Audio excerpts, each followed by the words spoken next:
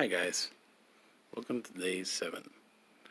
Today we're going to be reading from chapter 19 of Genesis all the way through chapter 21.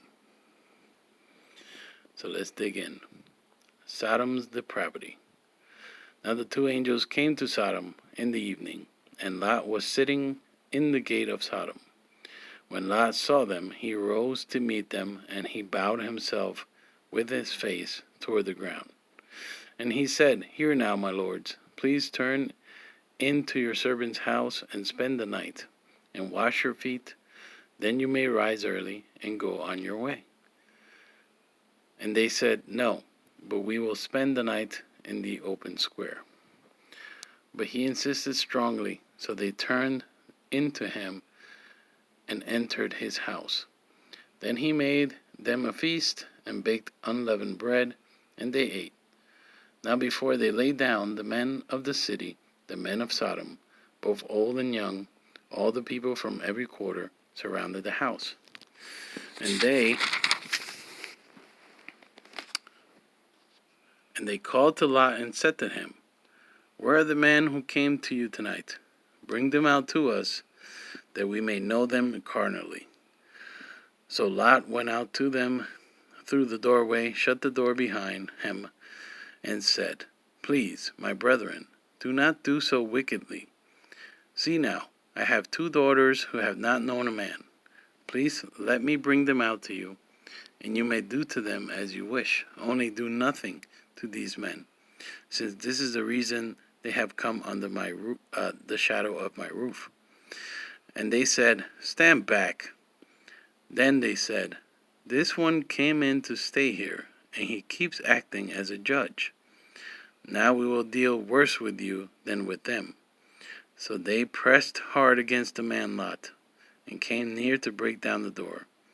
But the men reached out their hands and pulled Lot into the house with them, and shut the door. And they struck the men who were at the doorway of the house with blindness, both small and great, so that they had became weary trying to find the door.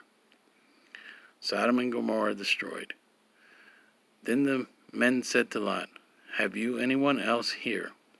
Son-in-law, your sons, your daughters, and whoever you have in the city, take them out of this place, for we will destroy this place, because the outcry against them has grown great before the face of the Lord, and the Lord has sent us to destroy it." So Lot went out and spoke to his sons-in-laws who had married his daughters, and said, "Get up, get out of this place, for the Lord will destroy this city." But to his son-in-laws he seemed to be joking. When the morning dawned, the angels urged Lot to hurry, saying, "Arise, take your wife and your 2 daughters who are here, lest you be consumed in the punishment of the city." And while he lingered, the men took hold of his hand, his wife's hand, and the hands of his 2 daughters. And the Lord being merciful to him, and they brought him out and set him outside the city. So it came to pass, when they had brought them outside, and he said, "Escape for your life. Do not look behind you, nor stay anywhere in the plain. Escape to the mountains, lest you be destroyed." Then Lot said to them, "Please, no, my lords. Indeed now, your servant has found favor in your sight, and you have increased your mercy, which you have shown me by saving my life. But I cannot escape to the mountains, lest someone evil overtake me and I die. See now, this city is near enough to flee to, and it is a little one. Please let me escape there. Is it not a little one? And my soul shall live." And he said to him, "See, I have favored you concerning this thing also, in that I will not overthrow this city for which you have spoken. Hurry, escape there, for I cannot do anything until you arrive there." Therefore the name of the city was called Zoar. The sun had risen upon the earth when Lot entered Zoar. Then the Lord rained brimstone and fire on Sodom and Gomorrah from the Lord out of the heavens. So he overthrew those cities, all the plain, all the inhabitants of the cities, and what grew on the ground. A man says to me, "Can you explain the seven this is Charles Spurgeon here. Might as well read it. A man says to me, "Can you explain the seven trumpets of Revelation?" "No, but I can blow one in your ear and warn you to escape from the wrath to come." That was Charles Spurgeon. If you haven't heard about him, look him up. He's a very well-known pastor. But anyway, but his wife looked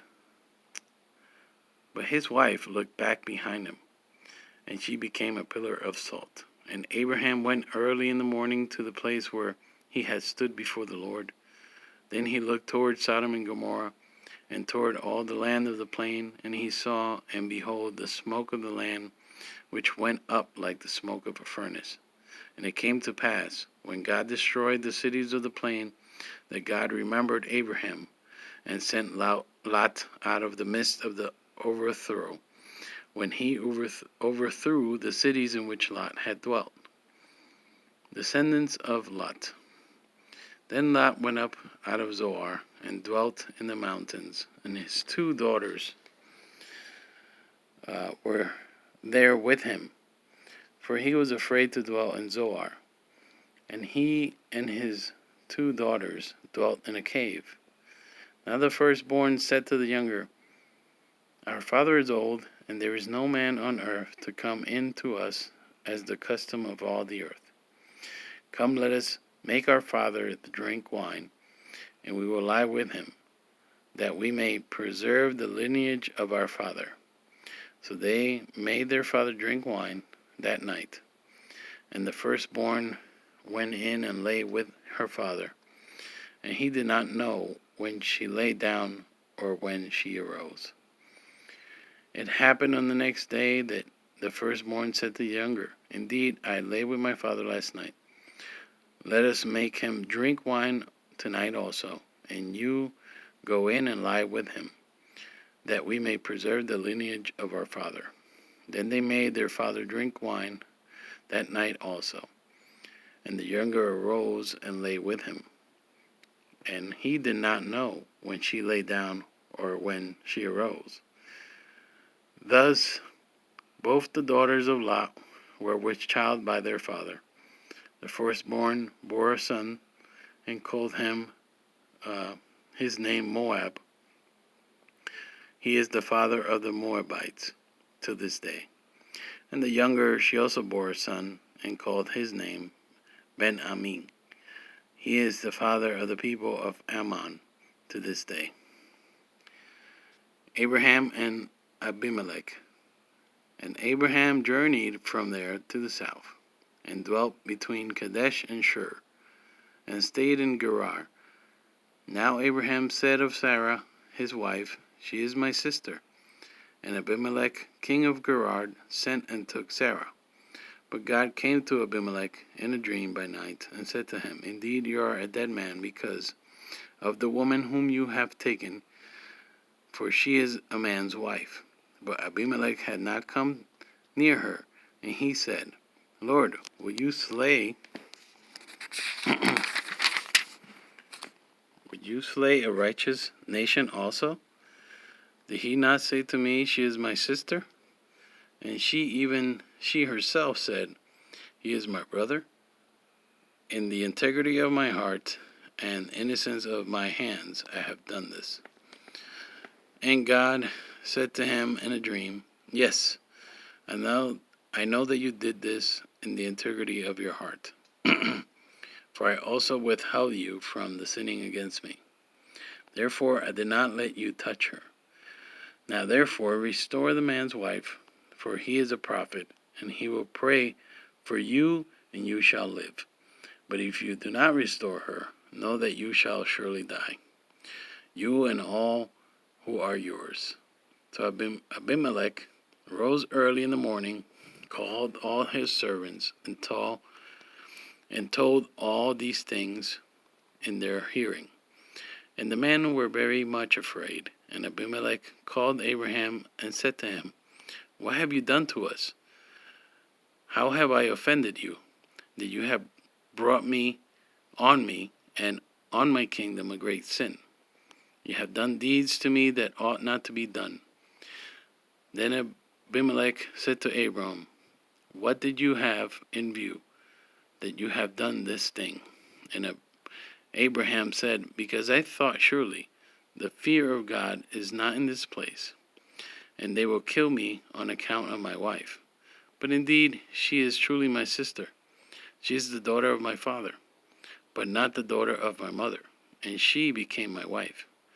And it came to pass, when God caused me to wander from my father's house, that I said to her, This is your kindness that you should do for me.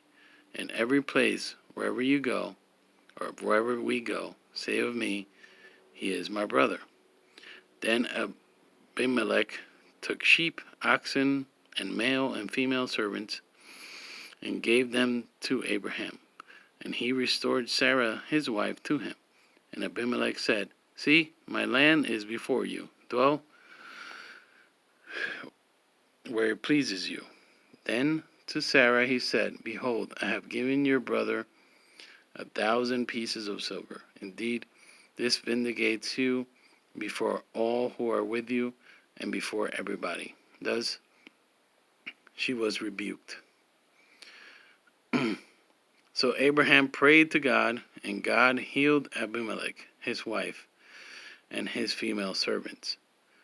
Then they bore children, for the Lord had closed up all the wombs of the house of Abimelech because of Sarah, Abraham's wife. Isaac is born. Chapter 21. And the Lord visited Sarah as he had said, and the Lord did for Sarah as he had spoken. Sarah conceived and bore Abraham a son in his old age, and at the set time of which God had spoken to him. And Abraham called the name of his son, who was born to him, whom Sarah bore to him, Isaac. Then Abraham circumcised his son Isaac when he was 8 days old, as God had commanded him. Now Abraham was 100 years old when his son Isaac was born to him. And Sarah said, God has made me laugh, and all who hear will laugh with me. She also said, Who would have said to Abraham that Sarah would nurse children? For I have borne him a son in his old age. Hagar and Ishmael depart. So the child grew and was weaned, and Abraham made a great feast on the same day that Isaac was weaned. And Sarah saw the son of Hagar and the Egyptian, whom she had borne to Abraham scoffing. Therefore she said to Abraham, Cast out this bondwoman and her son, for the son of this bondwoman shall not be heir with my son, namely with Isaac. And the matter was very displeasing in Abraham's sight because of his son. But God said to Abraham, Do not let it be displeasing in your sight because of the lad or because of your bondwoman. Whatever Sarah has said to you, listen to her voice, for in Isaac your seed shall be called. Yet I will also make a nation of the son of the bondwoman, because he is your seed.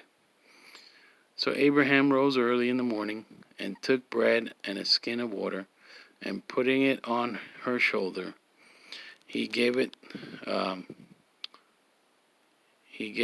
the boy to Hagar, and sent her away. Then she departed and wandered in the wilderness of Beersheba, and the water in the skin was used up. And she placed the boy under one of the shrubs. Then she went and sat down across from him at a distance of about a bow shot, for she had She said to herself, let me not see the death of the boy. So she sat opposite him and lifted her voice and wept. And God heard the voice of the lad. Then the angel of God called to Hagar out of heaven and said to her, what ails you, Hagar? Fear not, for God has heard the voice of the lad where he is. Arise, lift up the lad, and hold him with your hand, for I will make him a great nation. Then God opened her eyes, and she saw a well of water, and she went and filled the skin with water, and gave the lad a drink. So God was with the lad, and he grew and dwelt in the wilderness and became an archer. He dwelt in the wilderness of Paran, and his mother took a wife for him from the land of Egypt. A covenant with Abimelech. And it came to pass at the time that Abimelech and Phishol, the commander of his army, spoke to Abraham, saying, God is with you all in all that you do. Now therefore swear to me by God that you will not deal falsely with me, with my offspring, or with my posterity, but that according to the kindness that I have done to you, you will do to me and to the land in which you have dwelt. And Abraham said, I will swear. Then Abraham rebuked Abimelech because of a well of water which Abimelech's servants had seized. And Abimelech said, I do not know who has done this thing. You did not tell me, nor had I heard of it until today. So Abraham took sheep and oxen and gave them to Abimelech. And the two of them made a covenant. And Abraham set 7 ewe lambs of the flock by themselves. Then Abimelech asked Abraham, what is the meaning of these 7 ewe lambs which you have set by themselves? And he said, you will take these 7 ewe lambs from my hand, that they may be my witness that I have dug this well. Therefore he called that place Beersheba, because the two of them swore an oath there.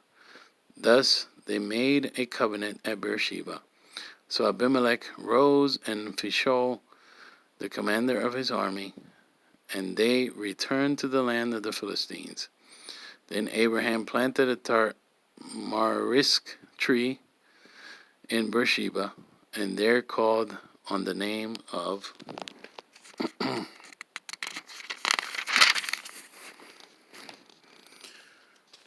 the Lord, the everlasting God. And Abraham stayed in the land of the Philistines many days. And guys, that's the end of day 7. I'll see you guys tomorrow. God bless.